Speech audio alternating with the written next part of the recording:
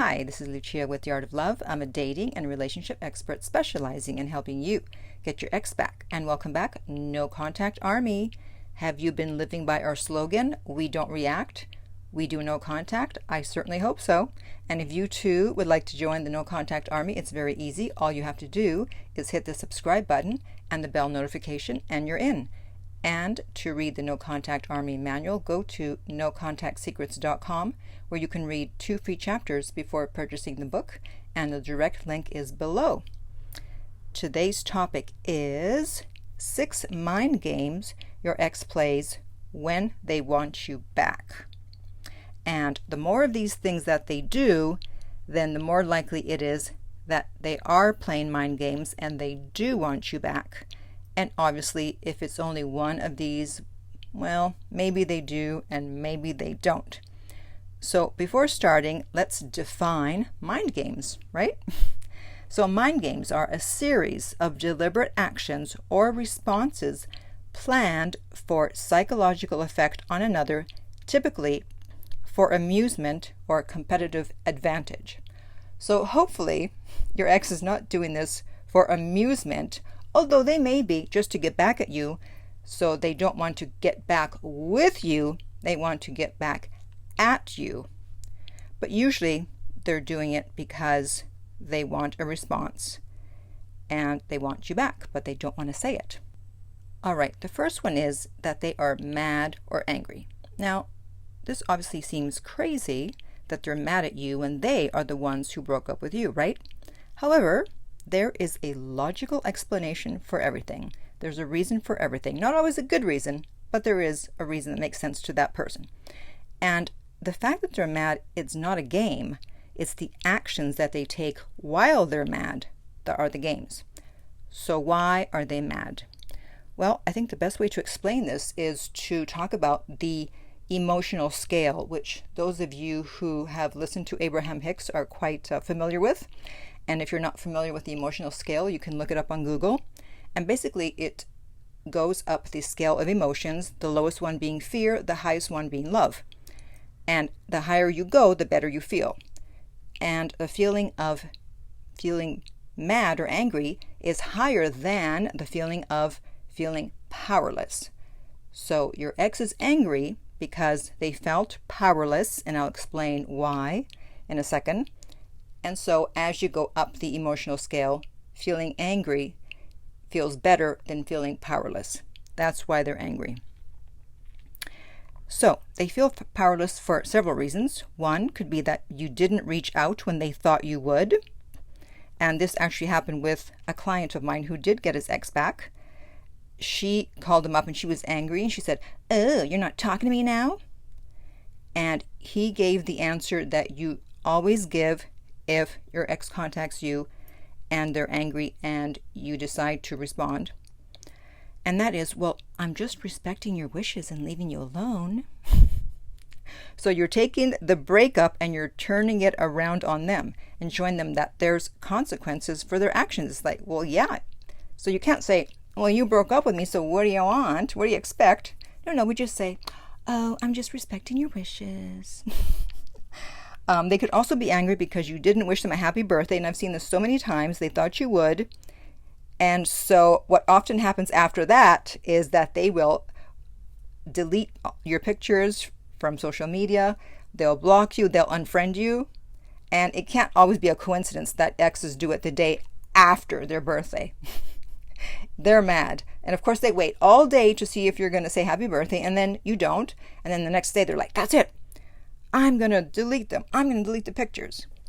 And they're trying to get a response. They're usually not done because they're angry. And if they're angry, they still care. And so they're trying to get a response from you and scare you and go, oh my God, they blocked me. Oh my God, they deleted their pictures. But of course, you are a good little soldier. And so you do what? That's right. You don't react. And they could also be angry because you didn't respond to their insignificant message. So it's a coping mechanism. And as I said, they feel powerless, so they're trying to get some power back by doing something that they hope will make you react. But you're going to continue with no contact. All right, the next sign is jealousy. They try to make you jealous. So they decided they want you back, but they don't want to come crawling back or go back on their word because they feel it makes them look weak. So they try to get to you and get you to react, and they figure the best way to do that is to make you jealous so that you'll freak out and reach out and go, oh my God. This is one of the reasons why you don't want to watch their stories or let them know that you're watching their stories, even though you may secretly be watching them. Because then they can't make you jealous through their stories if they think you're not watching them.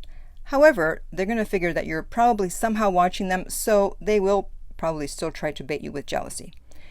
But you have to ask yourself, why would they be posting about someone new? Why are they posting that? Especially if they don't usually make those type of posts. I mean, think about it. If they're really into someone, you're probably the last person they want to find out about it. They don't know if you're going to contact a new person on Instagram and try to mess up the new relationship. They don't know how you're going to react. Or if they do care about you and they don't want to get back together, they're also going to be trying to hide it because they don't want to hurt you. If someone had generally moved on or is seeing someone they're really into, they usually keep it hidden for a while. They're usually not flaunting it. And so again, you have to ask yourself, why are they posting this person? Put yourself in their shoes. This is why I talk about my 2-drink trick, because it's not so obvious what you're up to. You're not posting a photo with a new guy or a new girl looking all happy. You could be having a drink with anyone. So they can't necessarily say that you were trying to make them jealous. However, a lot of people are finding out about this 2-drink trick, and they may use it on you. So keep that in mind if you see it. All right. The next one is an insignificant message. So I've talked about insignificant messages a lot and the fact that we don't respond to them. So you know what they are by now. Hey, how are you doing? How's it going? They're obviously surprised they haven't heard from you. They're hurt. You've hurt their ego since you didn't chase after them after the breakup. Instead, you joined the no contact army. So they're fishing for information. They want to see where your interest level is. However, it's your job to hide your interest level from them during no contact, and instead it's your job to find out what their interest level is. This is why we don't respond to the first message and why we don't respond to insignificant messages. We want to know what their interest level is. We want to know how much more work and effort are they going to be putting into trying to get us back. And if you don't respond to insignificant messages and they do want you back, they will keep trying. And if not, you'll never hear from them again. And guess what? You didn't lose anything. The next sign is mixed signals. So if you're in no contact and they reach out and seem to say something significant and then you respond, maybe even talk for a few days and then they disappear, it means they're still undecided about wanting you back, but a part of them does want you back. However, if you're at a talking stage, so you guys are talking again and you still get mixed signals, and that could be that you don't hear from them for days, or they suddenly stop texting in the middle of the conversation and respond hours later. That's also known as conversation ghosting. You learned a new term today. Then those are mixed signals. So it seemed like they were genuinely interested. However, suddenly the momentum stopped. And that means it's probably a game. Because if someone is really interested, they cannot stop themselves from responding. So if the conversation was going really well, you have to look at the quality of the conversation, and suddenly they disappear for a few hours or a few days, they're probably doing it on purpose. And keep in mind that they may still be of two minds, and part of them wants you back, and part of them doesn't. Just like when they broke up with you, part of them wanted to break up with you, and part of them didn't. Okay, number 5.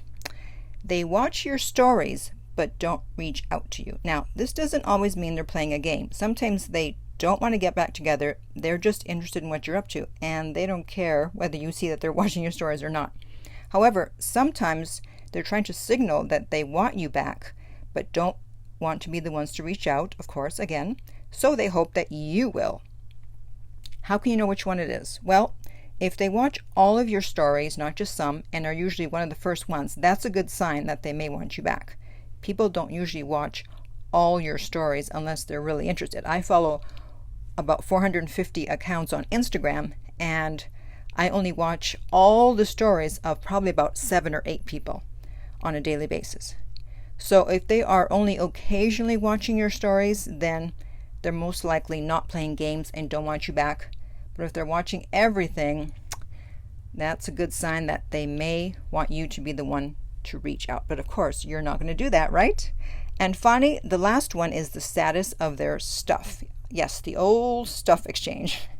So they say they're going to come and get it, but they don't. They keep putting it off. If someone is really done with you, they would just want to tie up loose ends as soon as possible. Or let's say they have your stuff and they won't return it. Again, if they're totally done, they're not wanting to see your things in their space. So don't push it and try to get them to get their stuff if they don't want to.